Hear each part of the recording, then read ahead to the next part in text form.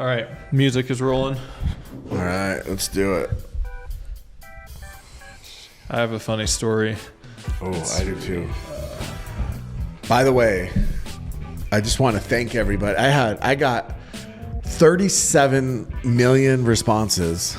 Is it still going? The music is still rolling. Okay. Well, once it stops, I got so many responses about my pinched nerve. Yeah, I had a few people message me and gave me their numbers to send to you because they're doctors, and I never did, so I apologize. Send that to me, bro. So listen. Are you still in pain? Yes, hasn't gotten better. It's freaking horrible. Are we talking like this the whole time? Oh yeah, dude. So I don't ever watch the pods back, but somebody was like, "You were just rocking like you're like freaking like I was in like an insane asylum." But listen, I had a lot of great suggestions. I'm going to try everything because it really is that bad. But is it still as bad? Yeah, it has not improved 1 ounce. Okay. I heard chiropractors. I heard stay away from the chiropractors. I heard dry needling. I heard cupping. I heard pillow. Change your pillow. Okay. Anyways, here's my biggest thing though that scared me. All of these people were like, "Oh yeah," because I'm thinking this is like a couple day injury. Yeah. And it's 2 weeks. Today's 2 weeks. So I'm thinking, okay, a couple days, whatever. Now it's 2 weeks, it hasn't improved, and now I'm hearing people, and they're like, "Oh, chronic, yeah. baby." Literally, they're like, "Oh, I've been dealing with that since November. I've had that for 2 years." Yeah. And now I'm scared because that is I can't function like if it goes on much longer. Got to learn to deal with it. No, I would rather toughen it out. I would rather cut my arm off. I really mean that. It's like, are you rolling out like with a foam roller? Yeah, dude. I get on. There's this guy called the Spine Doctor, and he's on like YouTube, and he's like, and you do all these like stretches and like here. You got to do yoga. I'm serious. Yoga heals everything. I'm trying to do like all these. Anyways, all these things. This guy who I actually have a 7-on-7 story. Has nothing to do with 7-on-7s, but there was an event this weekend. Anyways, this guy there told me to put my arm here and this arm here and sleep like this. Anyways, I have tried it all. I will try it all, but it's not getting any better. So, all right, thoughts and prayers. Please send the doctors to me, Tyler. Okay. I would appreciate that. I think we have a couple more funny stories that we will get into, but first we got to give a big shout out to our title sponsor, which is Club Pickleball Mastermind. If you are interested in making money, being profitable, running a pickleball facility, reach out to Club Pickleball Mastermind and tell them that the guys at KOTC sent you. They have free phone calls to see if it is a good setup, a good fit for you. Yes. Reach out to them, Club Pickleball Mastermind, and tell them that the guys at KOTC sent you. Yeah, and they're only a week away, 10 days away from one of the masterminds. Yes, so if you're on the fence. Yeah, this is the time. Like, look, listen, it will be worth it. I promise you. Right? Like this is crazy, but I was talking to somebody the other day. I cannot say who this person is but they were talking about the payroll that they're experiencing in their indoor facility. Mm-hmm. And they said that it was like 4x what it should have been. Mm-hmm. And there's people that were like clocking in and staying clocked in and all sorts of things happening. And they couldn't figure out why they weren't profitable. Yeah. And then all of a sudden they were like, wait a minute, why are we doing this? Why are we doing this? All these things. And again, like this, you need somebody who's been through it to help you. Yeah.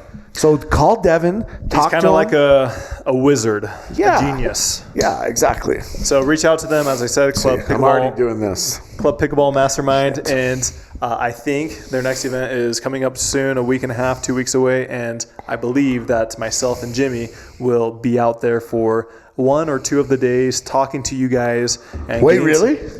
Yes. Oh, let's go. I didn't even know this. So we'll get live testimonials, feedback. Yeah, let's go. Maybe we can have you talk or something. I don't know. Maybe they could have an on-site doctor that can help me. All right, awesome. Thank you for the support. I'd love to speak, dude. I'm a good speaker. Club Pickleball Mastermind, we love your program. We love you guys. Pickler Universe, the best MLP place. I have an incredible story. All right, tell us about our next sponsor. I get a text from a friend of mine that from Utah, the Millars, Chelsea Millar. Okay. You know Chelsea? And Aaron. Okay. You know them? Yes. Yep. So Aaron's an attorney. Chelsea, they're OG pickleball players. Okay. Right. So anyways, she sends me this picture, and maybe she'll be a little embarrassed by this, and she says, "Who is this player? Because he is so good and so smooth. I want to follow him on tour." Right. And it's a video and a picture. So I look at the picture, and like it's Brandon French playing. That's not who she was talking about. Wyatt Stone, Yvonne, Yakolovich. And then she's like, "Who is this guy?" And she zooms in, and it was Tam Trin. And basically saying how good he was and how good he looks playing. But then I'm looking at the facility, and I was like, "Where are you?" And she's like, "Pickler Universe." And she went off. In a good way about how incredible. She's like, "Jimmy, she's like, Utah needs a facility like this." She's like, "It is the best facility I've ever seen. We need one." She's like, "It's big, it's spacious. They have a mezzanine level. They have boxes." She even said, so I need to look this up because she said it was very specific. Why was she there in the first place? Did they make a vacation trip out of it? Or I feel like I think that they were doing something in Dallas, but like they specifically wanted to go to Pickler Universe. Yeah. But she said, "It's incredible. High ceilings, fencing, amazing lighting, a spectator area. What's not to love? Utah needs a facility like that." And then she said, "Plus, the Pins Color smoothie was delicious." Nice. So even the food is getting rave reviews. Yeah. I really feel like Pickler Universe is creating just an insane destination. We had a question at the end of our show last time that said, "What is the best MLP event to attend?" And we both said unanimously that MLP Dallas was most likely it, outside of maybe New York or something like that. But MLP Dallas, the energy, the atmosphere, everything about it was incredible. And so I can assure you that it will be no different this year. It will be even better at their new facility. So go check them out and tell them that the guys at KOTC sent you. Yes. Also, we have a new sponsor we'll get into a little bit more later on in the show. Dominator. They are our new outdoor product sponsor. They have a bunch of games. They have basketball hoops, pickleball nets, outdoor lighting, anything outdoors. They might have it. Bro, we're going to do a tournament at their facility. Yeah. Yep. It's going to be sick. I talked to Braxton. It's going to be sick. Use code KOTC for all products on their website. Yeah, so we'll talk about them a little bit later, but lifetime warranties, aluminum, no rust. I mean, dude, they have these nets, the ones that are, so they're basically stationary, and you lift up this handle and the wheels pop out and you can move them. It's sick. Not only that, but they have basketball hoops, which are incredible. Their lighting, outdoor lighting is incredible. And they have stuff, literally they have everything down to a $300 net and $300 lights, all the way up to $3,000 nets and $3,000 lights. So they have something for everybody. Yep. Last but not least, we have... This show is sponsored also by KOTC. The show. All access. No joke. We had a message come in the other day that said, "Thank you guys. KOTC podcast and even the all access are the only things that are getting me through the week." And everybody all access just got shirts. Exactly. Yep. Speaking of. So if you want to support us a little bit more and get even more content pushed to you directly, sign up for all access. The link is in the description below. Have you ever shopped at Gen X? Dude, that was big when I was in junior high. So I was just in Ogden, and they had a Gen X. Tall tees, baby. Yep, tall tees. Yeah. So they had a Gen X. It was about 34 degrees this weekend in Ogden, freezing. Why were you in Ogden? For a 7-on-7 tournament. I was not prepared for the weather, so I stopped at Gen X. I bought this hoodie. Okay, it's just an all black normal hoodie. $14. Dude. I should have bought 12. Yeah. It's incredible. Anyways, Gen X is the spot. I could have even had them customize it if I wanted to. Yeah. Yeah. I thought they went out of business or something. No, I think most of them did, but this one in Ogden on Harrison is still kicking. It just made me feel good to be in there, honestly. Throwback too. Yeah, they got like the fake gold chain. I mean, they got everything. Okay, I got to tell you a story. Okay. So, it's kind of gross. Okay. So 7-on-7 tournament, okay? Not that serious, right? We played in it. It was actually kind of a mixed match, not our actual team. But there's two big football fields side by side, okay? I'm trying to side by side, okay? I want you to see. Here's a field here, field here. So if Tyler's a field, I'm a field. The parking lot is here to the right, but the entrance to get into the facility is all the way over on Tyler's other side. And they're 2 football field lengths. So it's quite the jaunt. Mm-hmm. And there's only one entrance. There's a fence all the way around, and it's completely locked. Okay? So got to hop it. So we're sitting there, and all of a sudden, we hear wham! And look over, and this dude, he's probably in his mid-50s, is laying flat on his back. Okay? Flat on his back, on the ground. He tried to hop the fence, tried to save himself $15. Yeah. Or the steps, I don't know which. Okay, and so everyone's like, was he a big guy? No, he was like fit, like looked like he probably was in decent shape. So here's the best part, not the best part. He's laying there, and he starts to get up. And everybody, it's like that moment where you're like half laugh, half is he okay, right? So he goes to get up, and he goes like this, and he goes like this, and all of a sudden there's blood everywhere. From what? So a guy runs over who's a doctor, and he takes off his shirt, the doctor, gives it to the dude wraps it around. He jumped the fence and got his finger caught in the fence and ripped his finger off. Tyler, he ripped it off. Oh, man. So the dude comes over. He's bleeding. Gosh. His wife did not jump the fence. She's handing paper towels through the fence. Oh, my gosh. It's all wrapped up, okay? And all of a sudden... Nobody wants to hear this. Listen, this dude walks over and he goes, hey, we found it. It's over there. Nobody dares pick it up, but I would pack it in ice and get to the hospital as soon as possible. Oh, my gosh. He lost his finger. Caught on the fence, wham, lost it. Just like that, we lost 90% of the viewers. Oh, my gosh. It was, so listen. $15 that guy probably saved by jumping the fence. Whew. I don't know what his copay is. I don't know how much he uses that finger, but you learn a hard lesson when you try to get cheap. And you try to, that's stealing, right? Well, maybe he was just not wanting to do the steps. Okay, then that's what you get for being lazy. Okay, now I will admit, when I left, I had a chair with me, some football bags. I would throw them over the fence and walk all the way around and pick them up because I didn't want to carry them all the way around. But I didn't jump the fence. Okay. All right. Thank you for that incredible story. Yeah. All right. So today was daylight savings. Hopefully you guys did not feel it too much because we lost an hour. We sprung forward. Isn't that right? Spring you fall forward. backward and then spring forward. Which means we got more daylight. You know what else today is? We should talk about something else. It's really important. What? Today is International Women's Day. We love women. We do love women. I want to talk about pickleball and women just for a second. Okay. There's not enough women. We need more Jilly Bees. There's just not enough women in authority positions in pickleball. Okay. In high-ranking positions. Okay. Right? There's only one. Are you willing to give up your GM to a woman right now? 100%. I would.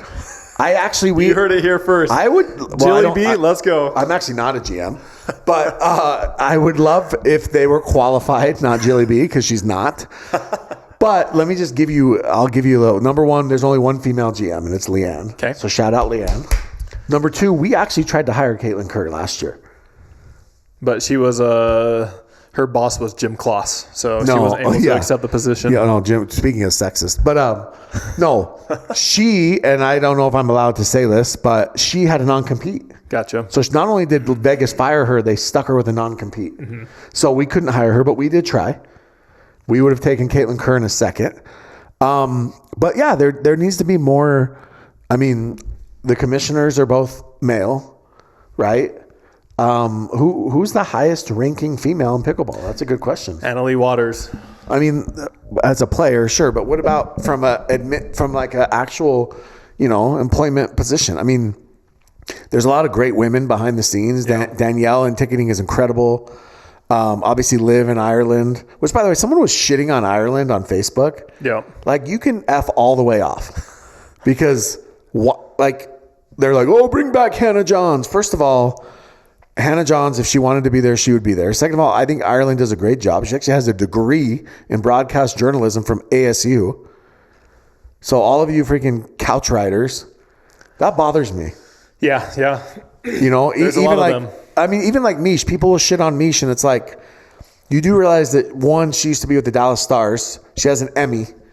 And she still does Big Ten volleyball and other Big Ten stuff. So clearly, like, it's not like just pickleball that sees her value. So you obviously know that I don't watch a ton of other sports, but from my perspective, I feel like a lot of the fans in other sports, they don't complain about the commentators like they do in pickleball. Yeah, like I hear so many complaints about the commentators, which whether or not they're valid or not, I don't know. Fans don't complain about the commentators in other sports. They complain about like the idiot talking heads, but not the commentators. Yes. They would complain more about us than they would about, Yeah.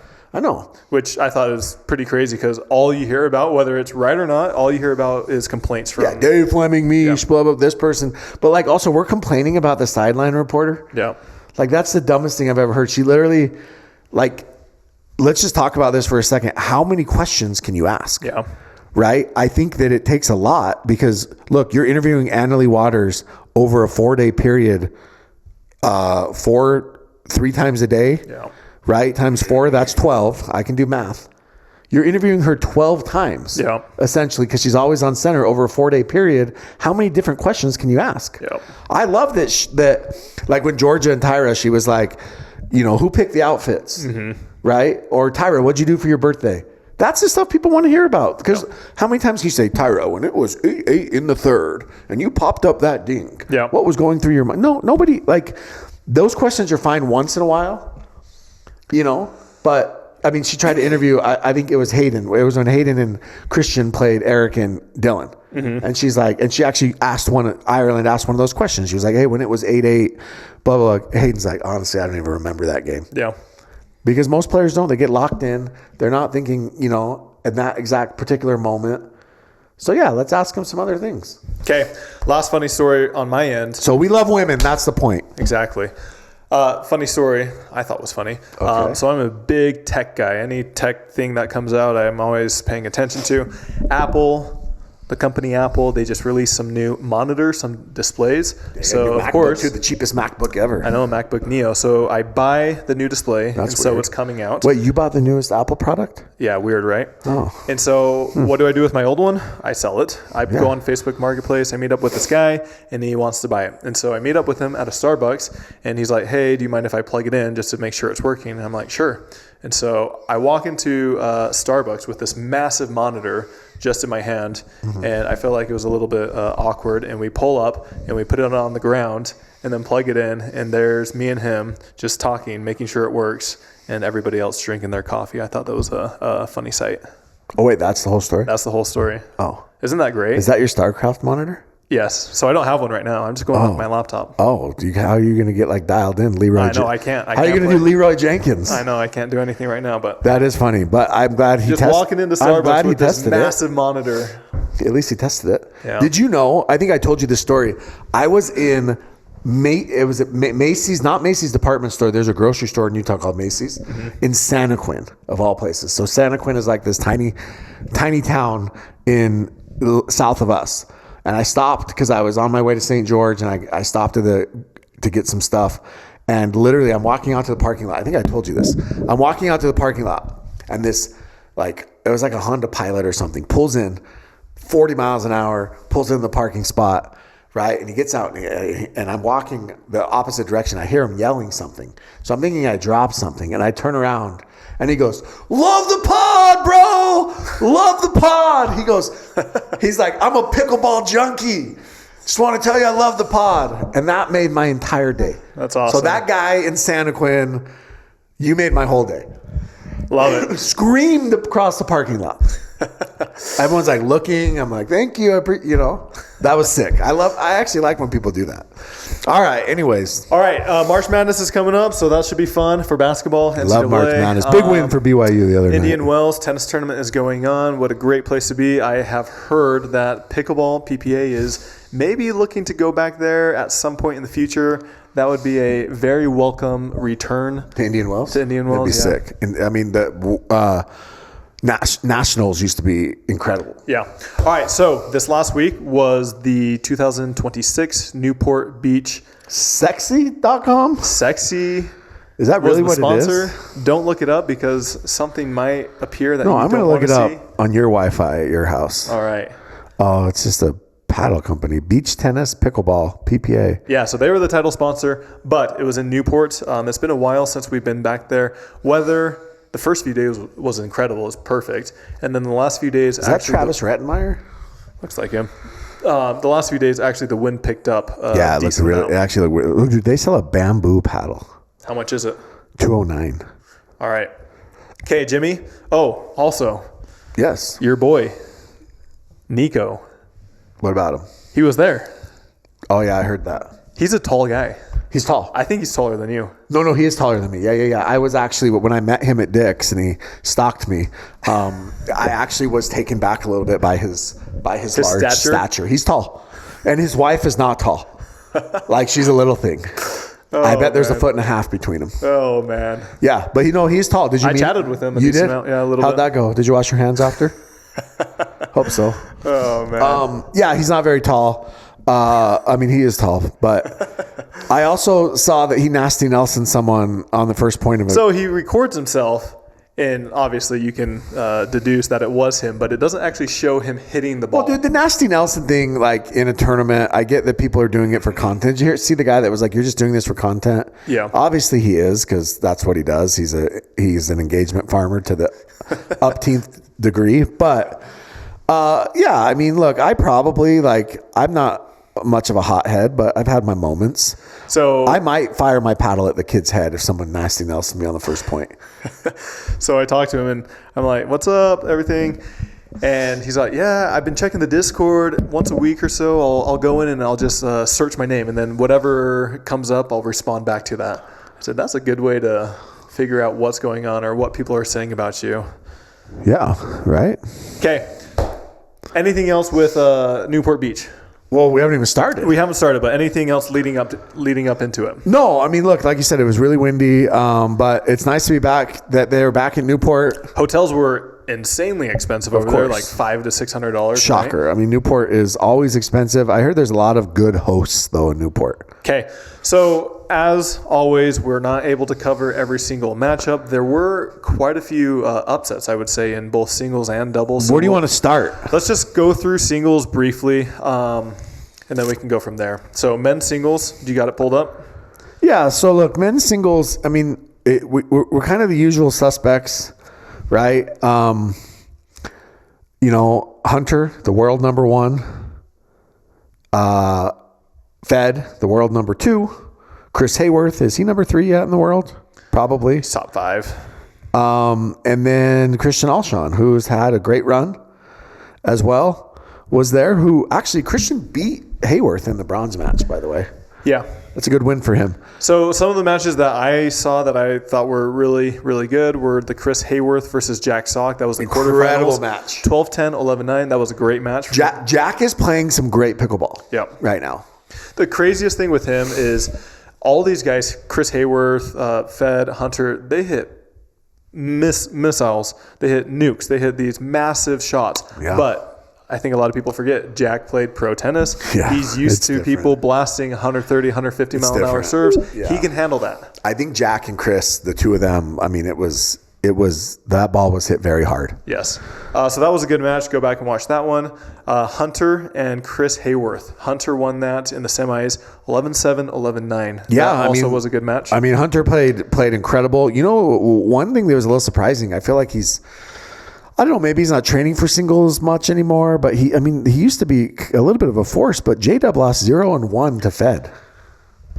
I feel weird saying this because I haven't done anything in singles for over 5 years, but JW, I feel like hasn't really done much in singles, honestly, the past year and a half or so. No, I agree. That's what I'm saying. But 0-1 is more than not doing nothing. Like that's, yeah. Your partner, your men's doubles partner, Rafael Leonard, he actually took Jack to 3. Yep. In the round of 16, so that was pretty good. But yeah, look, it's the top 4 seeds. All right, let's get into the finals. So Hunter versus Fed. Yeah, I think it delivered. Yeah, I mean, look, 12-10, 11-9. I mean, that's exactly what you want. The only thing that could have been better is if it went 3, right? So there were a couple storylines from that match. I don't know if you saw and how much people know, but Federico, I don't know how to describe him. he'll pick at little things and then make a big deal about them. So, for example, Hunter was grunting on one of the points, and it was maybe extended, and so Fed was complaining about that. Yeah. What are your thoughts? Yeah, look, Fed will do anything he can to get an advantage. He'll do anything he can. Sometimes I think Fed just does it to do it, just to antagonize his opponent a little bit. Mm-hmm. I also think that he is just insanely competitive. And so any edge that he can get, he'll take it. And so, yeah, he complained about that. I mean, Fed's called Don in probably more times than anybody. Yeah. But just little things. But yeah, it was a great match. I mean, look, I think it's Hunter, Fed, and Chris are the top three, and Christian's probably four. I mean, and that's how we finished. I get annoyed asking this, but every single time I watch a super competitive match, I'm reminded of this question: what is pickleball? And so the reason I ask that is, well, you usually say, what is MLP? What is MLP? Yeah. So what is? I'm switching it. I'm switching it up. What are we talking about? The reason I'm getting to this is I feel like there's still a divide between, do we want this to be rowdy, energetic, or do we want it to be more like tennis and golf? The reason I'm saying this is there were a couple times during that match specifically where some of the fans were still standing up. And the ref specifically said to those fans, we will not start until you sit down. That's so stupid. Telling fans to sit down is the dumbest shit in the world. I agree. Fans should be able to stand up. I agree. At any sporting event. Yes, I agree. Like, stand up, clap, do your thing. Telling fans to sit down is it's not a distraction. Yep. They're not, I mean, like, sorry, but those are things that as a player you got to play through. I fully agree. With that. But with that being said, you have a lot of the players that will say, nope, I'm going to wait until that person sits down, or that person's grunting a little bit too loud. Yeah, then we have to figure out what we want to be and then follow those rules. Well, that's the thing, is that's up to the PPA to basically say, hey, we are not waiting for this, for fans to sit down. We're not waiting for these things. Like, this is part of the sport. Yep. And maybe they don't feel like that's the direction they want to go. And so they will make the fans sit. But I think that it's a freaking good thing, right? I also think that, like, do we not want them clapping after a point? Exactly. Right? Do we not want signs because they can be a distraction? Yeah. There's all of these things, but at the end of the day, it's a spectator sport. And the way that you bring people to a spectator sport is you create a spectacle, something that people actually want to watch. And the way that you know that somebody is enjoying the match is they stand up, they clap, they cheer. I mean, let it happen. It's not like people are heckling. Yeah. Yep. I mean, and even that, like, we've had certain people cheer against players and players get upset about that. But again, that's part of it. Like, when you watch any sporting event, Tyler, right? Unless, maybe your team's not playing, but you pick a side. Mm-hmm. You start cheering for one side or the other, even if it's just for gambling purposes. Yep. We're picking a side. It's okay if I go to watch a match and I'm like, I really want Fed to win this, and I start cheering for Fed. Yeah. Or I'm cheering for Hunter. Right? And if Fed hits a good shot, it's okay if I'm like, let's go. Yeah. Right? I just think it's interesting because I feel like pickleball wants to be known as kind of that rowdy crowd, kind of more of an energetic one. However, in some of the matches, they tell some fans, oh, you can't be standing up, or you can't do this. Or some of the players will say, oh, he's talking during the point, or he's doing this. And I feel like you really got to pick your lane, because if you want to be that more energetic, more rowdy, then you should be okay with people grunting or whatever it might be. I agree. And also, if you are going to scream and yell and cheer and grunt and whatever after you play a good point, then you damn well better be okay with the crowd doing it. Yeah. Right? Or the other player doing it back to you. Or the other player doing it back to you. Exactly. But if you're going to fist pump, if you're going to walk to the net and you're going to yell, right? Or you're going to freaking do whatever it is, then you better be okay. One, if the crowd gets excited, and two, if the other player does it. All right. So like, if I'm playing, no offense to Kate Fahey, but if I'm playing Kate Fahey and she's grunting and she's yelling at me, damn right, I'm going to walk to the net if I hit a winner, and I'm going to grunt back to her. Like, that's okay. Yeah. This kind of ties into this a little bit. We talked about it briefly last time, but with all this being said, UPA is really cracking down, or trying to crack down, on cheating. Yeah. And then also on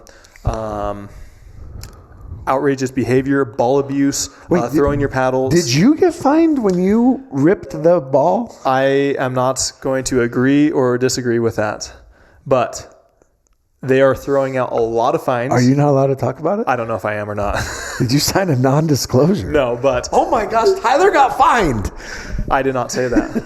But with that being said, there was a player, it was a pretty high amount. There was a player this last tournament that kicked the ball. Yeah. And other people wanted to get him kicked out of the tournament for kicking the ball. Who kicked it? I didn't see I'm not going to say. So this player kicked the ball, and people wanted to get him thrown out of the tournament. For kicking a ball? For kicking a ball.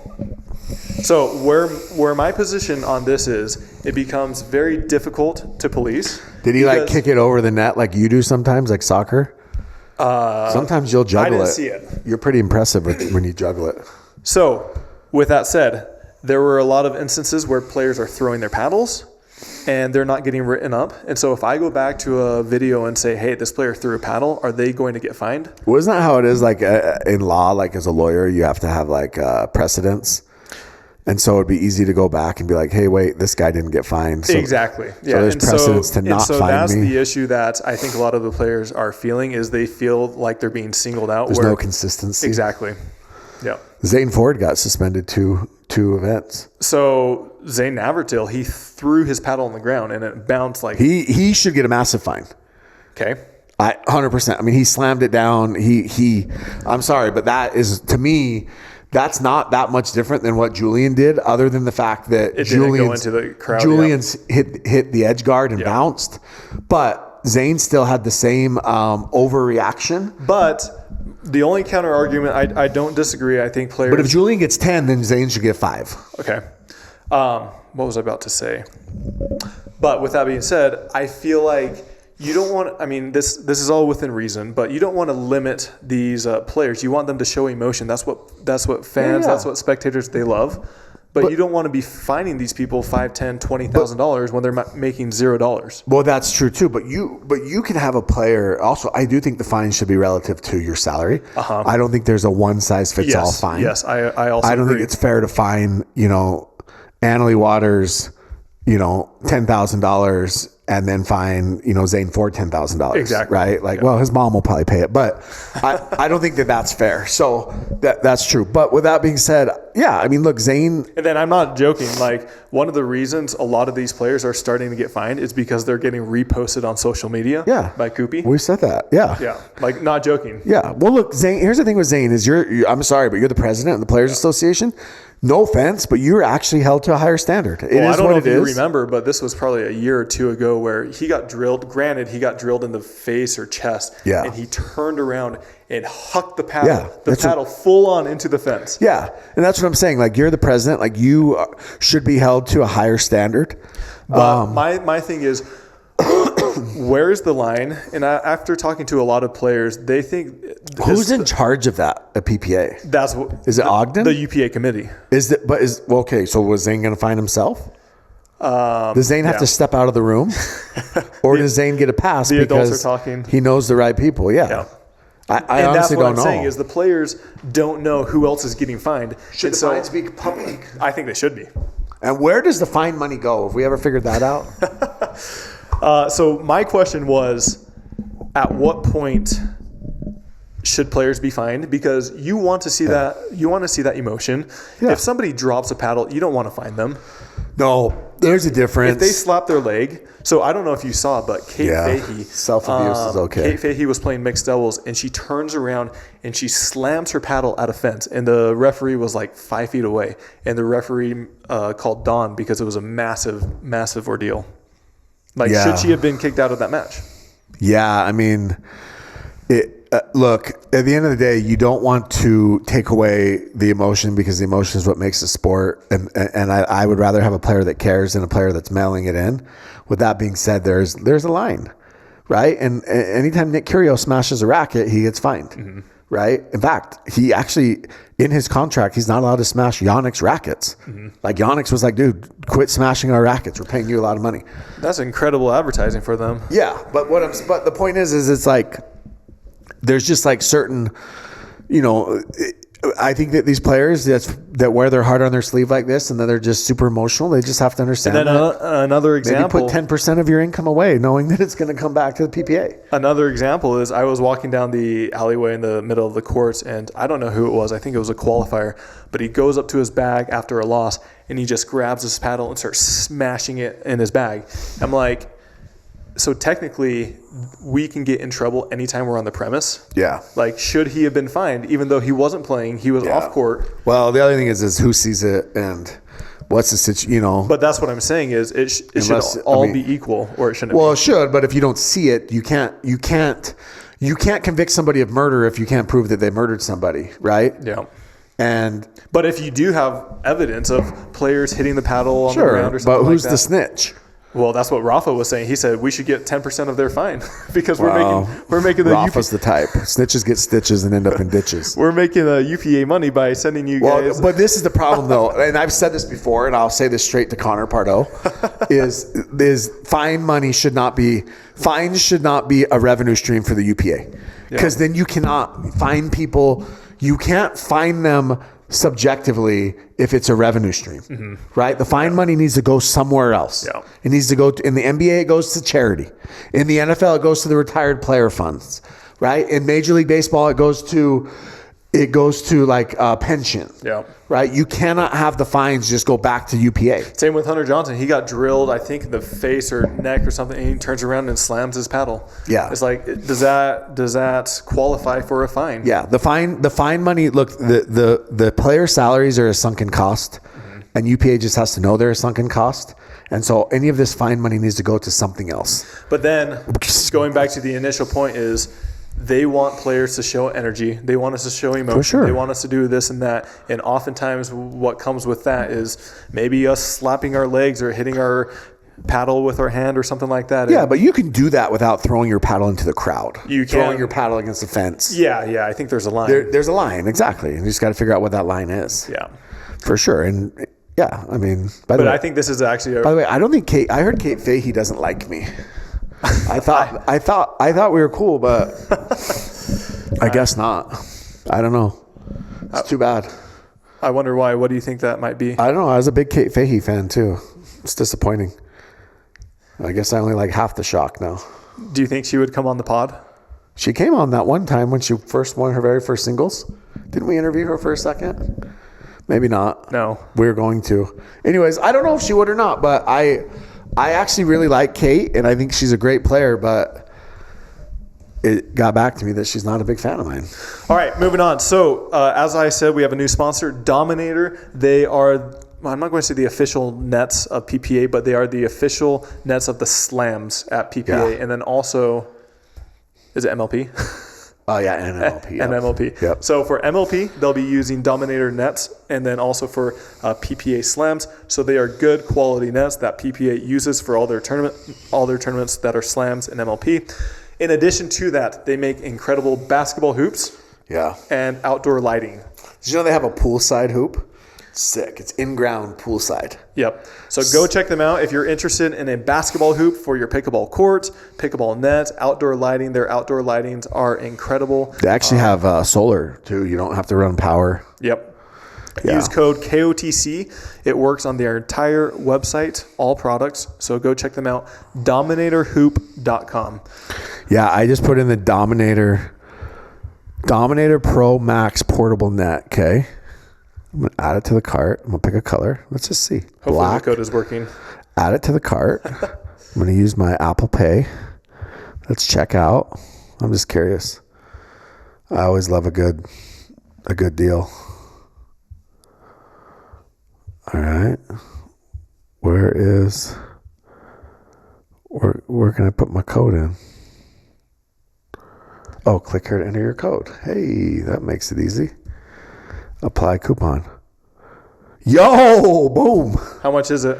Friggin', are we allowed to say? Yeah. I think it's probably their highest code. It's $200 off. Okay, let's go. $200, dude. That's awesome. Yeah. So go check them out, dominatorhoop.com. As I said, go get yourself a basketball hoop, a pickleball net, or outdoor lighting. You can obviously use the outdoor lights for anything that you need lighting with. All right, women's singles. Oh yeah, women's singles. All right. Look, Annalie Waters is really good. Hey, Leia, back in the final. Good for her. She had a couple good wins. She had Kate Fahey, Leia Jansen was an incredible match. Yeah. That was semis, right? Yeah, semis. Just great pickleball. Great women's singles pickleball. Also, even the Leia Jansen Kiora Kunimoto match was great. Okay. It was. I'm trying to get to the bracket, but they do this in alphabetical order and never makes sense. See, there we go. All right. So, but I mean, look, at the end of the day, Annalie Waters she's just too good right now. This to give you an idea, Tyler, 3-3 over Cleo Bond, 3-1 over Jelena Ingram, 4-4 over Mary Brasha, 7-9 over Caitlin Christian. Okay. I'd say Caitlin's probably number 2 in the world right now. And then 2-1 over Leia. Okay. So what'd she give up? Less than 25 points? Yeah, somebody said something like that, yeah. Yeah, I mean, it's just insane. But yeah, Leia beat Kate 14-12 in the third. Yeah. I mean, that's a great win for her. I think Kate was the 2 seed. So it's impressive. But yeah, silver medal for Leia, bronze medal for Brooke, and Annalie Waters with another gold. Okay. It's been like 3-4 years since she's lost, something like that. Yeah. Wild. Crazy. All right, what do you want to get into now? Mixed doubles? Yeah, let's go mixed. Mixed? Yeah. So our defending champs in mixed doubles are Anna Bright and Hayden Patriquin. And defending champs, I mean that by the last tournament, not the last Newport Beach Open. Okay. And they were actually... Do you know who won the last Newport Beach tournament? I don't, but mixed doubles? I actually went to the Newport Beach tournament the last time it was there. If my memory serves correctly, I think it was AJ Kohler and Andrea Koop. Oh, really? Okay. Koop and Kohler? Okay. So let's talk a little bit about kind of jump ahead to AB and Hayden. So they're coming off a big win, feeling good, right? And they actually get upset, Tyler, in the quarter. Was it in the quarters by Eric Onsens and Tina Pisnik. Okay. Now, not only they actually had a game 3 with Blaine Hovenier and Kaylin Campbell. Yeah. So look, they almost got. So this is what's crazy. So first of all, Onsens and Pisnik, they go Westboro's Rachel Retger. So Eric has to beat his girlfriend. Mm-hmm. Wow. Calm down. Yeah. Then they beat Maggie and Augie 2-2. Then they beat Fed and Kate, but it goes 3. 11-1, 1-11, 11-6. And then they beat Hayden and AB 2-11, 11-7, 11-7. And then they beat J-Dub and Georgia 4-5. 4-5 is a beatdown. Make it all the way to the finals. Just didn't have the juice. They lost 11-4, 11-2, 12-10 in the third. Almost forced the fourth game. Okay. But, I mean, yeah, look, Tina Pisnik and Eric Onsens are playing great.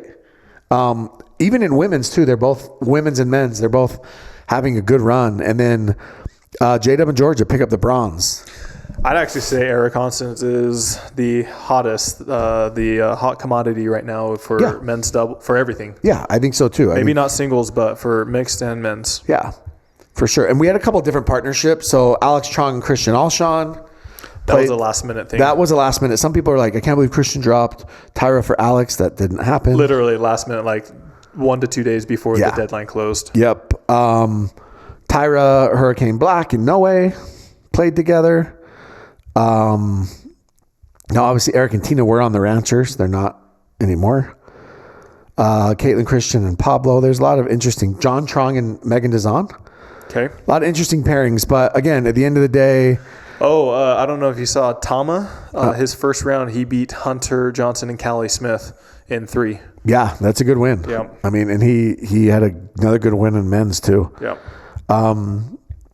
Tama's playing great. I mean, the sky's the limit for him, right? Okay, what do you want men's now? Yeah, let's go men's doubles. Okay. So men's doubles had one of the, top 5 to 10 matches we've seen in the last 12 months. Yeah, I would say normally... I don't know. Round of 16 and quarters were pretty good this time. They were. But the match that really stood out to me was Eric Onsens Dylan Frazier against Hayden Patriquin and Christian Alshon. Okay. If you go back to watch any match, that's the one I would watch. Hey, your guy, Colin Johns. Okay, let's talk about Colin. Can you give an apology? No, I'm not going to give an apology because Len Yang carried him. Len Yang actually played really well. But Colin deserves credit. He's steady Eddie over there. He's always been steady Eddie. He can't hurt you. He's not going to speed anything up. He's not going to attack, but he's going to make balls. Okay. And he had a good draw, and he was able to make balls. Once he got into the tougher opponents, they lost 3-4 and 2-3. But up into the semis, they beat CJ and J-Dub, which was the big shocker. But that is a big shock. However, CJ and J-Dub play a very similar style to Colin. Len is very wristy, flicky. Yes, flicky, wristy. It was a good matchup where the stars kind of aligned, which give credit where it's due, right? I didn't think we would see Colin Johns make a semi without his brother. So good for him. I mean, props to Colin. Okay.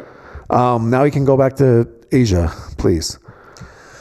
A couple other upsets that I thought were noteworthy. Yes, Tyler. Wyatt Stone, Roscoe lost to Tam and Donald Young. Tam Trin.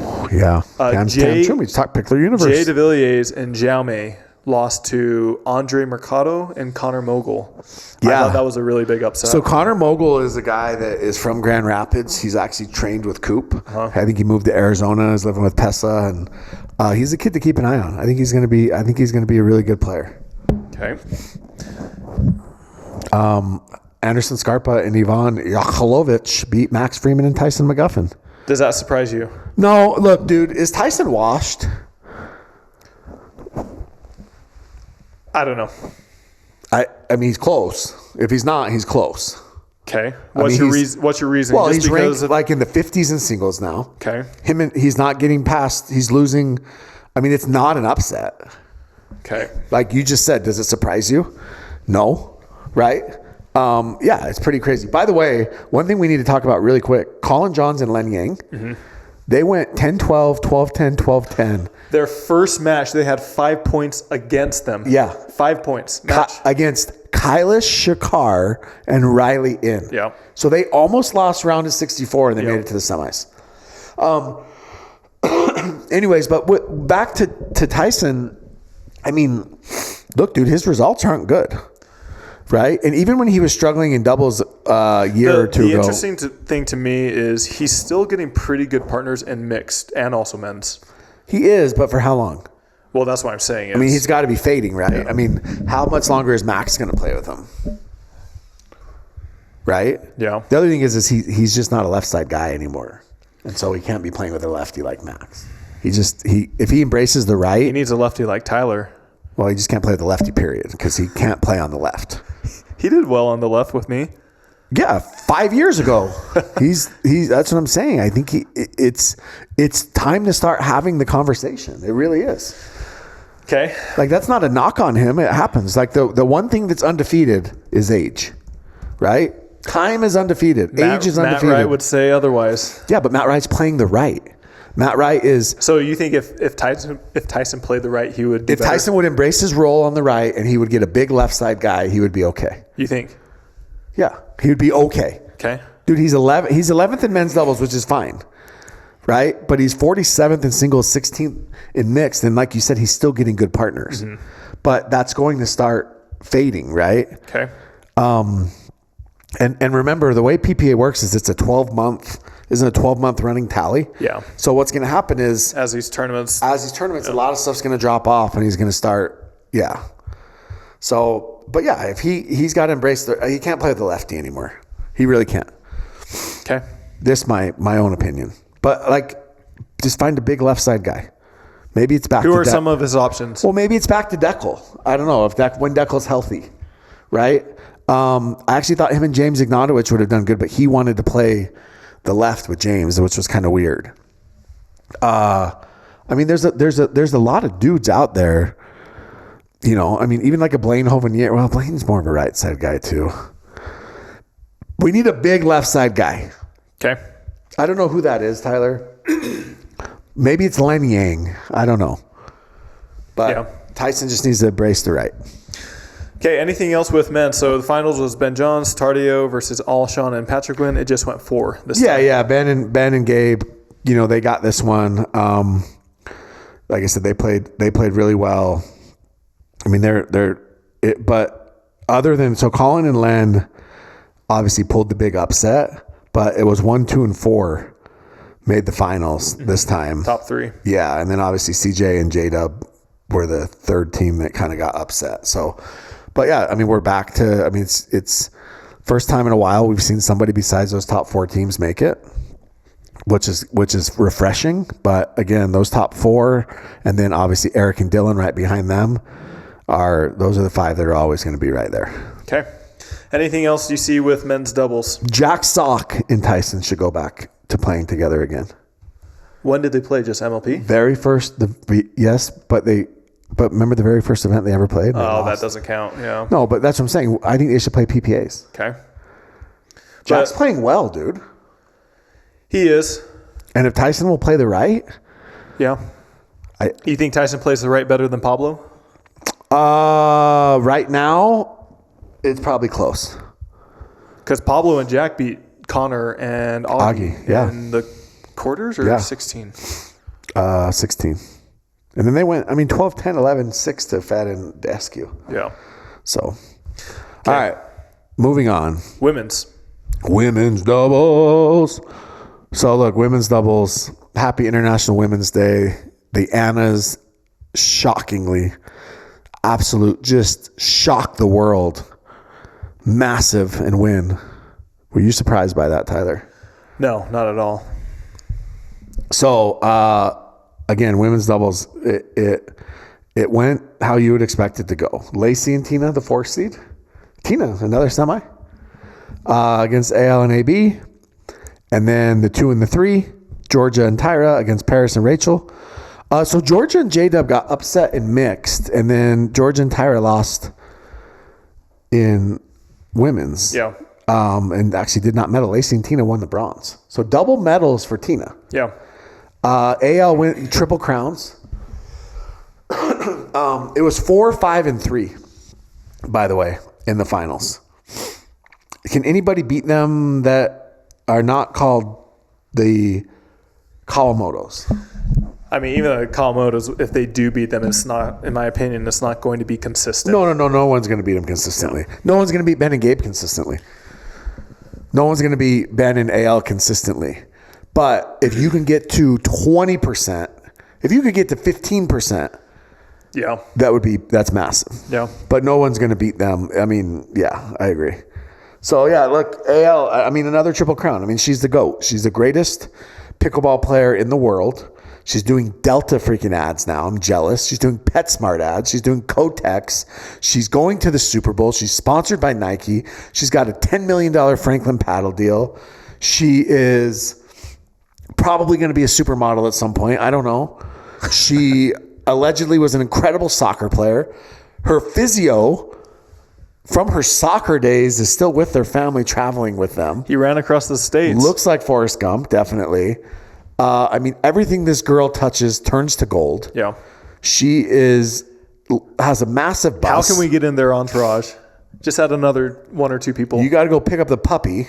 Her puppy's got more Instagram followers than Nico.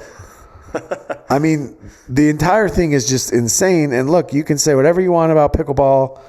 You can call it a hobby, not a sport. You can talk shit on it. You can say it's not as hard as tennis. But Annalie Waters is absolutely slaying the game when it comes to pickleball. Yeah. She is maximizing every single ounce you can out of pro pickleball. And it's hard to hate on that. Yeah. Right? You can there's moments where you're like, this girl was homeschooled, but with that being said, props to her. I have to give her all the credit. And I've said this before, she's looking jacked. She's physically more fit than she was. Yeah. Is she 19? 19, yeah. Okay.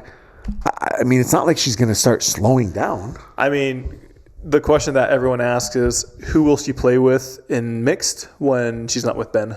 Yeah, I mean, that's a good question. You still think it might be Alshon? I think it'd be Alshon, but the reality is it might be some kid that we don't even know about yet. Yeah. It might be some 14-year-old kid right now that's rolling his way through 5-0 juniors. Yeah.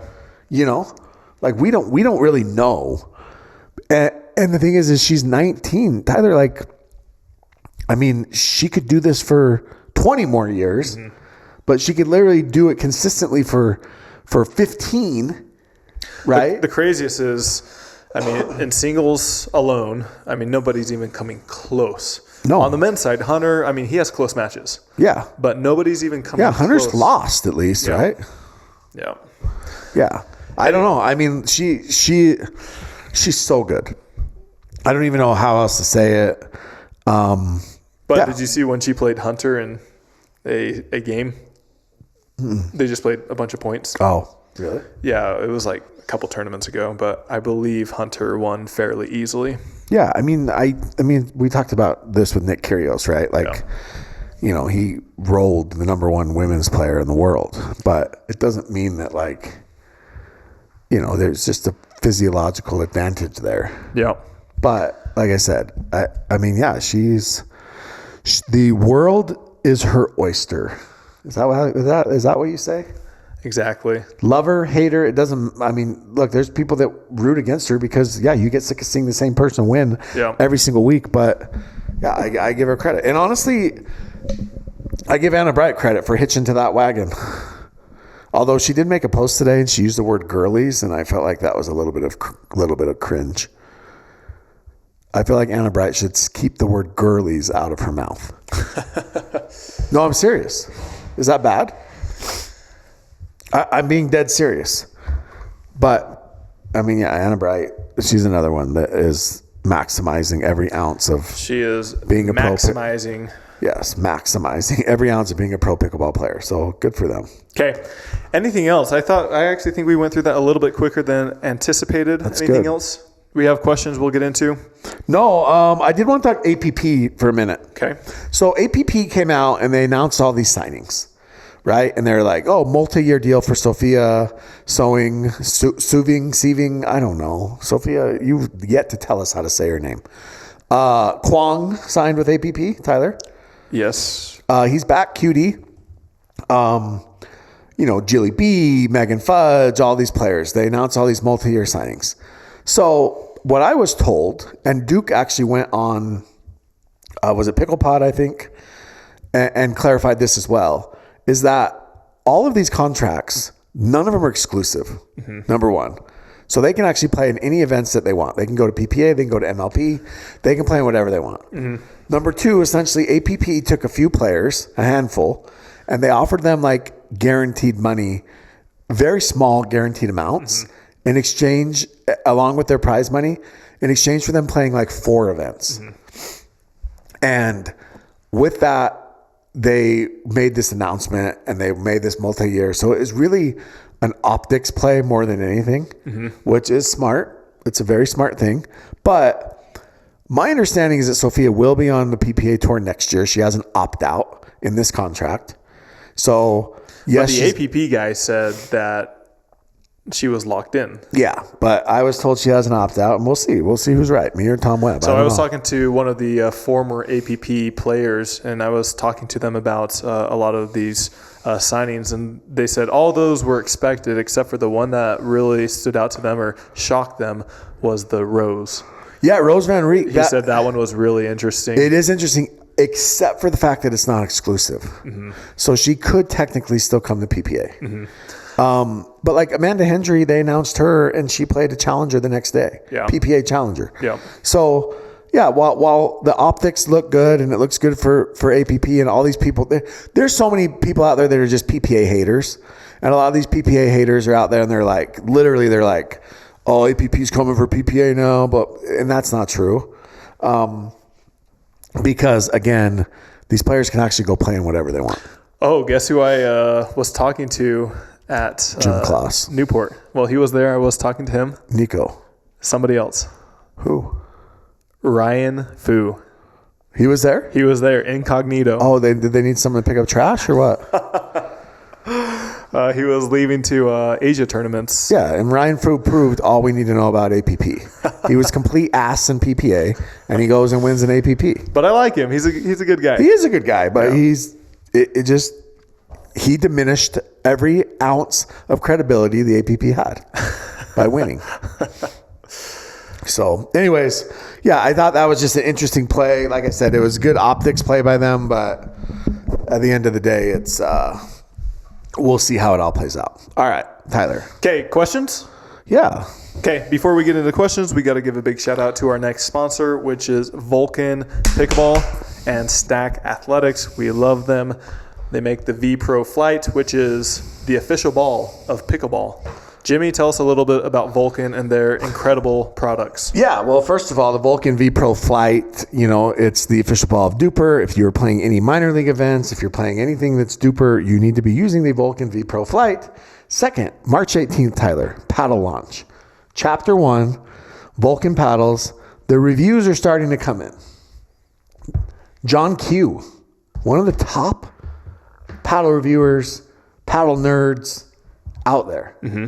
Loved the Vulcan, new Vulcan paddle. Okay. He called it juicy. Yeah. He compared it to the most powerful paddles on the market. Braden, pickleball effect, same thing. He said, and what's interesting is everybody has a different opinion on which one they like best, which tells you that you made 3 good paddles. But Braden's like, the wide body is the way to go. John Q's like, I'm the hybrid. Yeah, it's a great paddle. Yeah. Tons of power. You do not need to worry about power. Yes. Go check it out. March 18th is the launch. You can actually buy them early, starting on the 11th. So the day that this drops, probably, in the Pickler only, and Pickleball Central will have exclusives on the 11th. Okay. So check it out. Chapter 1.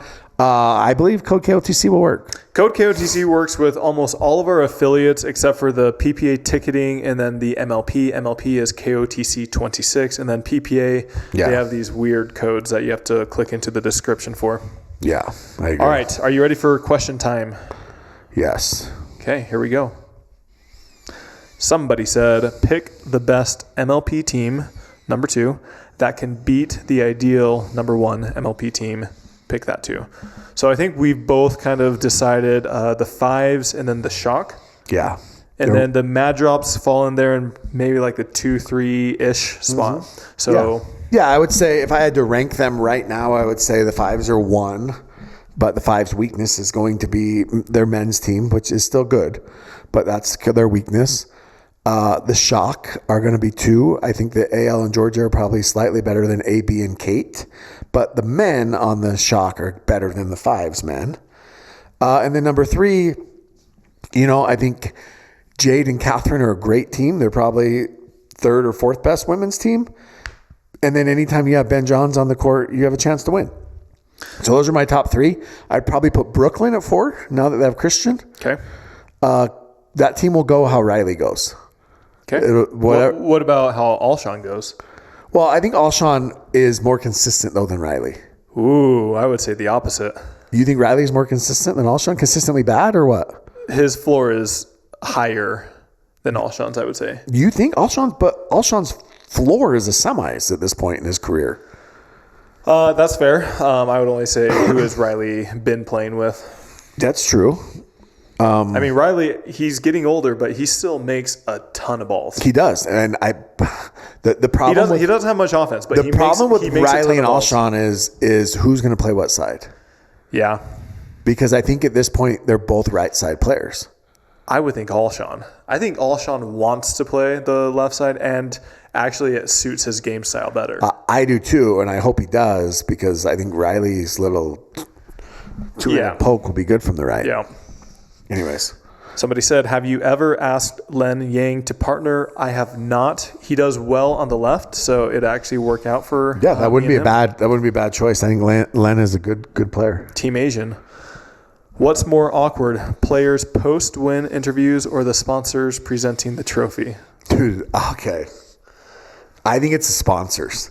I think that they send out any Tom, Dick, and Harry that lives in the area. And those guys are just so freaking uncomfortable. And they know nothing about pickleball. Literally, they don't know a thing about pickleball. Yeah. And it's just some rando that has to go out there and present the trophy. I actually remember when the Pickler Salt Lake Open and George had to go out and present it. Like, you know, George knows pickleball at least, but even he, like, it was a little bit awkward. The best trophy presenter ever, though, is the San Clemente Mayor. I was just about to mention that. That guy is a freaking he come out in his flip-flops, a beer. Board shorts. Yeah, he would like have beer. Like that guy, he's not the mayor anymore though, is he? I don't know. I heard he got voted out. Like he got. I wonder why. Anyways, that guy was great. Yeah. But the rest, like, sorry, Veolia, you guys suck at it. Somebody said, "What is your code for PPA events? I want to purchase tickets to PPA Texas Open." Me so too. Our codes are listed in the description below. However, they are very unique in that PPA has the ability to shut them off, and so oftentimes maybe 2 weeks before the tournament starts or when they near capacity, they'll turn off the code. Yeah, you guys need to buy them early. I promise you, buy them early. Yep.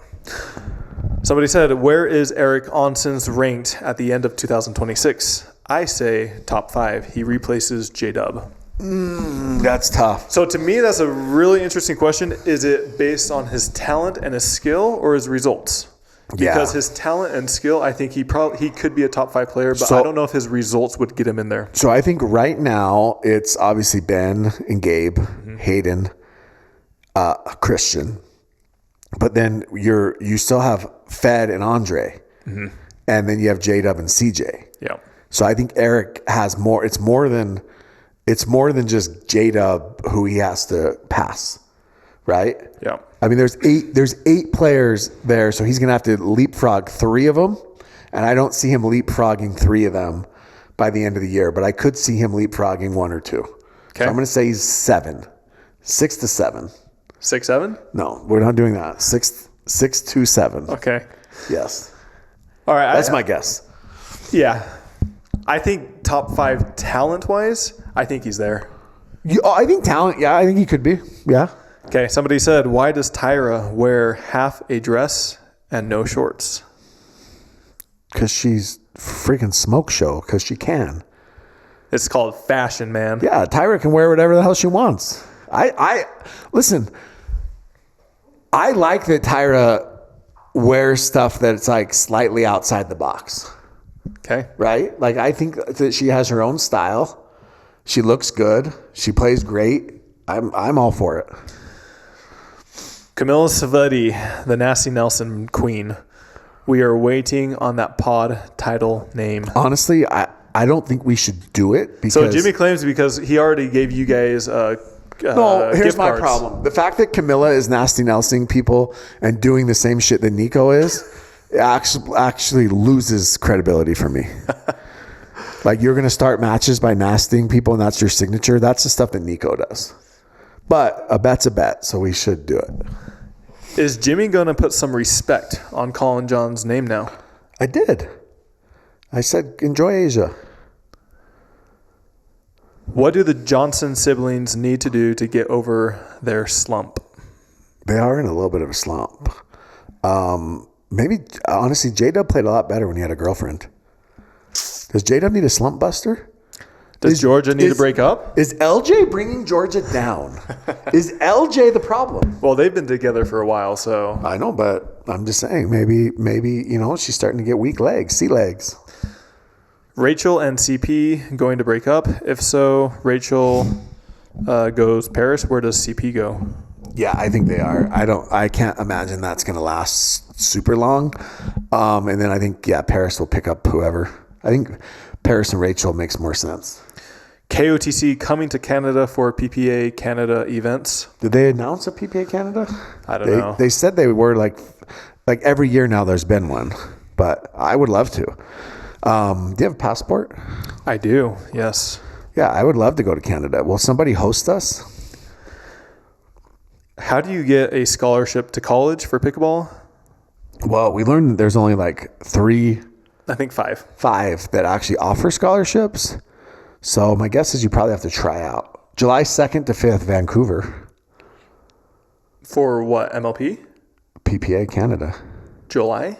Yeah. Isn't that during MLP? The 4th of July. Isn't that during MLP? Yeah, but it looks like Ottawa in October and Toronto in November. Are those Challenger or? They're just called PPA Canada events. Huh. We should go. Is Noe a top 10 player if he had better partners? Example, Eric and Noe. He's close. Probably 10 to 12. Okay. I think he's had really good results, like considering who he's playing with, i.e. Rafa. Seems there is a bubble pro pickleball exists under.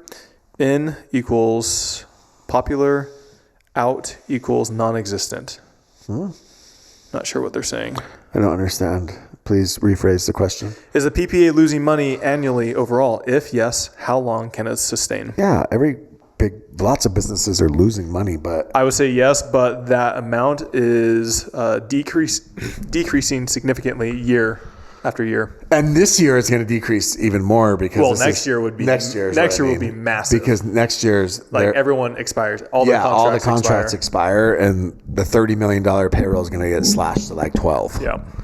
So I think next year, and if they can get this, there's a lot of rumors that they're looking for some money, and I don't know. There's a good chance that PPA is sitting very, very pretty in about 6 months. I think I had one more come in. Let me see. Oh. Can you believe that guy found his finger? Do you think they could save it? Not really a question. But said, just purchased tickets for the MLP St. Louis. I used your code. Thanks for the discount. They saved $35. Dude, St. Louis is a cool event. I made fun of Ross on the last pod, but they put on an incredible event. Like that arena the Chaffetz Arena is insane. It's super nice. They got the Jumbotron, they got the scoreboards, the lights. That's a really cool event. Cool. Real quick, I want to make not really an apology, but I want to announcement? Clarify. I'm pregnant, guys. No, I'm just joking. I wanted to make not an announcement, but just kind of clarify on some comments that I made last time. Oh. So we got a ton of responses or feedback about Jimmy's, whatever you want to call it. What do they call it? Just pinch nerve? Pinch nerve. Oh, it's still there. It's hurting. And then the second most popular comment were about my MLP comments. Oh. And a lot of people were complaining, saying that I was salty about my viewpoints on how I thought a lot of the teams chose players that were, let's say, inexperienced or did not have the success or the record to justify that. Okay. Basically, I think I probably didn't articulate my thoughts as good as I should have. And so I wanted to go out there and go on record and say I apologize for that. I still hold my thoughts. I think that a lot of the teams still chose some of the players that were inexperienced, but players like John Trong, Camden Chafin, Tama, Will McKinnon, I think those players, they should have been drafted, and they were drafted, rightfully so. But I still think that there were a lot of players that maybe were drafted over players that should not have been drafted. Like Nico Acevedo? I don't know him, but yes, that would be one of them. Like if your name's Nico, automatically, like he's your guy. What if he starts coming after you as well? 2 Nicos, Nico squared. Yeah, that'd be tough. Yeah, but I was actually surprised. I did have quite a few comments that said, "Oh, Tyler's just salty because he's getting old," everything like that. Yeah, I am salty. I'm not. It was funny though when I said, "Dude, I said you're 32." Like you're like, I'm 34. Yeah, but I also had a lot of people, players and coaches alike, come up to me and say they actually agreed with me as well. So these topics, they're always going to have two sides to it. I still think that pickleball is still fairly new, and so people are still trying to figure things out. But I did think that there are quite a few teams that chose players that just simply weren't experienced or don't have the results, and even don't have the ceiling to be drafted above a lot of other players that were not drafted. There's definitely an interesting dilemma, and like when we were grading the teams, that's why I said, look, am I grading this team based off of their talent and their ability to compete for an MLP championship, or am I grading this team based off of what I know that the team was trying to accomplish? Yeah. I mean, we could keep going back and forth, but somebody actually posed a really good question, and they said, in the past 4 or 5 years, however long MLP has been existing for, how many of those teams had a player that was drafted to that team and basically they shot for the stars with it? Like they drafted somebody that nobody knew of at the time and they were able to win a championship. Well, the thing is nobody's won a championship without a top 5 player. Yes, but the argument that a lot of these teams are going for is say, oh, we want to win a championship. We want to win a championship. That's why we're drafting these no-name players because we think their ceiling is so high. Yeah, but they know they're not winning a championship this year or next year or the year after. So what you do is you draft these players, you hope they improve, and then you go surround them with a star. Yes, I don't disagree, but the thing with that is I feel like they say that, but then in 1 to 2 years, if they do get good, they ship them off to another team. Or if they get bad, they ship them off to another team.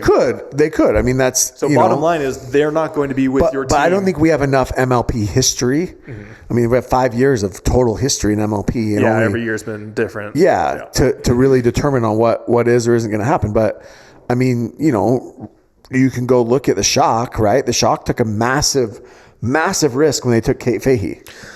Yeah. Right? Wasn't she recommended, was it by, was it Johnny or Anna Bright? Yeah, I don't know, one of them, but she wasn't Kate Fahey at the time. Mm-hmm.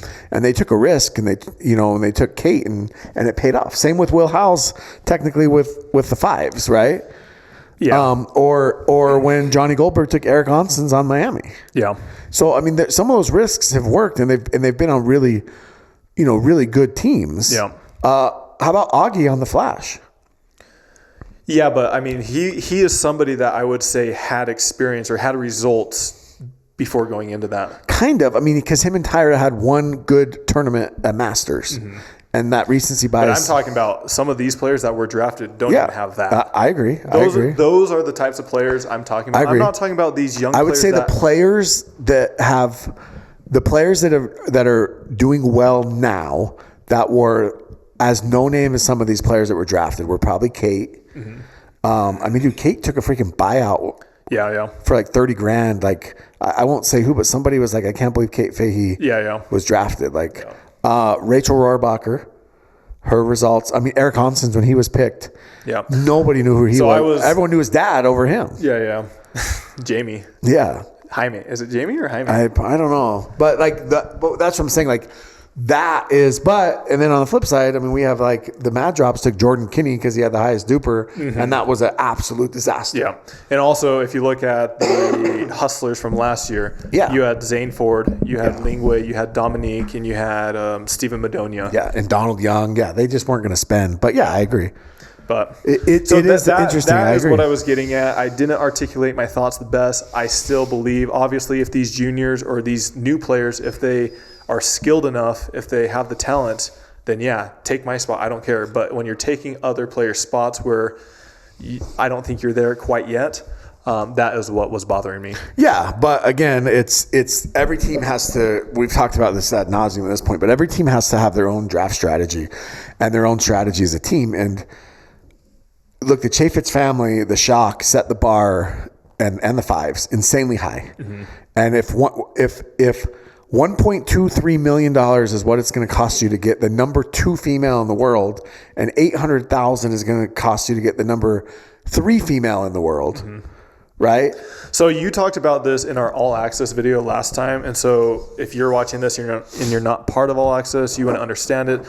But you made a good point because sometimes that pricing, that structure, that model isn't conducive to a league because you're pricing all these other teams out. Well, yeah, exactly. Hard 8s, they're not going to spend that money. No, which is why that's what I'm saying, why these other teams have to go with a different draft strategy. Mm-hmm. Unfortunately, right? As good as AJ Kohler is, right? As good as Rafa Hewitt, these guys that have had proven results in MLP. I have the funniest story about Rafa. I'll tell you afterwards. But like these guys have had proven results in MLP. They've had proven results in PPA, but those proven results also tell you that they are not going to beat the top teams. Mm-hmm. And so unfortunately it sucks, right? Or AJ, right, doesn't play singles, and so now that you can sub, it hurts AJ. And that sucks because the thing is AJ is good enough to play on any MLP team. Yeah. But is AJ good enough to be a key piece on winning a championship of an MLP team? I think he has just as much of a chance of doing that as these 15 to 20-year-olds that have not won anything. I agree, but no, anybody that's drafting those teams aren't thinking they're going to win a championship this year.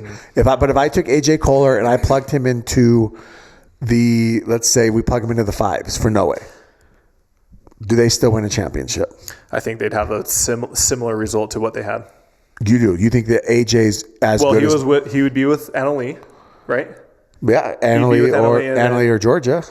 Well, yeah. Are we talking this year or last year? I'm saying this year. If you plug him in right now, this year. I think they'd have, if he was with Annalee, they'd have basically the same results. You think the fives would still be the favorites to win it all with AJ over Noe or? No, but just slightly lower just because of his singles for the Dreambreaker. But I think the doubles would be near identical. You think it'd be similar? Yes. Okay, what if you plugged Rafa Hewitt in? I think it'd be similar. Actually, for him, in Dreambreakers, he might be better, to be honest. So, but then that means that you think that AJ Kohler and Rafa Hewitt are very similar to Noe. With their team as is, I think similar, yeah. Even in men's? Yes, yep. But the rankings don't say that. Rankings don't say that, yeah. Yeah, so it's tough to make that argument when, it's not like Noe is getting top flight partners. Yeah, I mean, these other players, they're not getting top flight partners either. No, that's what I'm saying. And Noe's ranking's much higher than theirs without top flight partners. He's getting better partners, though. Well, he's playing with Rafa, so Rafa's getting better partners, right? I think he's played with Rafa 1, maybe 2 times. So Noe's 16 right now, okay? And honestly, I'm curious. AJ's 34. Okay. And Rafa is not even on the first page. He's got to be he's got to be higher. Is he not? Maybe I lost him. I think he's in the top 30. I don't even know where he is. Anyways, as you said, we can go back and forth. Those were my thoughts. There's nothing I have against kids. This sounds weird, but I love seeing the growth and development of kids. I actually started. Whoa, are you in the files? I started a junior program for pickleball players. He's 31. Here in Utah. So I love seeing their growth. I just don't know that a lot of these players being drafted so young and without results is the best thing for their growth. Well, yeah, their own personal growth is a whole different argument, right? Yeah. Like is Elsie Hendershot going to get better sitting on the bench? Yeah. That's a whole nother argument than if Elsie Hendershot in 3 years is going to be better than, Krista Getcheva. Yeah. Right? I think most would argue that they would rather take their chances on Elsie. Yeah. So, anyways, all right. But I still don't understand. Like you say that and people say that, but can you not go pick up somebody in a year or two? Like, for example, we're using Elsie just because we know her. If she just worked on her game this year, could she not get picked up next year? Sure, but what if Elsie works on her game this year and she starts having results? Don't you want her on your roster? She's going to be a lot harder to pick up next year than she is this year because there's going to be more teams now that are going to try and get her. The better they get, the more teams are going to go after them. So you want to find the diamond in the rough, right? That's kind of the Johnny Goldberg. So the only thing kind of that would make sense for her that. is if she improved enough to essentially take their number 2 spot so that they would have to drop Kate over her. Yeah. So essentially what happens is if she improves enough, right? So you got to think that Kate, they redrafted Kate last year, right? So this is Kate's 2nd year on her contract. Next year would be her 3rd. So there is a chance, just hypothetically, Elsie improves, she gets better, right? And 2027, right? Kate plays her final year, and then in 2028, you still have Elsie under contract on the Shock. You slide Elsie into Kate's spot. Gotcha. I think that's the idea. Oh yeah, I'm forgetting because you can't steal. No, there's no more stealing. Yeah. So I think that's the mindset. All right, if you made it this far, please do us a big favor and check out our sponsors, Club Pickleball Mastermind. If you want to learn how to run a pickleball club efficiently and profitable, Pickler Universe. If you are going to take any pickleball vacation, go check them out. They are building a beautiful brand new facility minutes away from DFW. Dominator, we love Dominator. Go check them out. DominatorHoop.com. They have incredible outdoor products, basketball hoops, pickleball net, outdoor lighting, and even more. Also, check our All Access out if you're interested in hearing us ramble even more throughout the week, and then also Vulcan and Stack Athletics. Yes. We love you guys, and we will see you next week. This week we do have a Texas Open. We were not able to preview it. Fingers crossed. I'm playing with John JLG, John Lucy and Goings. Nice. And then also Lindsay Newman. Oh, Lindsay. Okay. Newman Nation, right? Lindsay Newman's going to play left side. She's a wall. Left side Lindsay. I like it. All right, we'll see you guys next time. Thanks.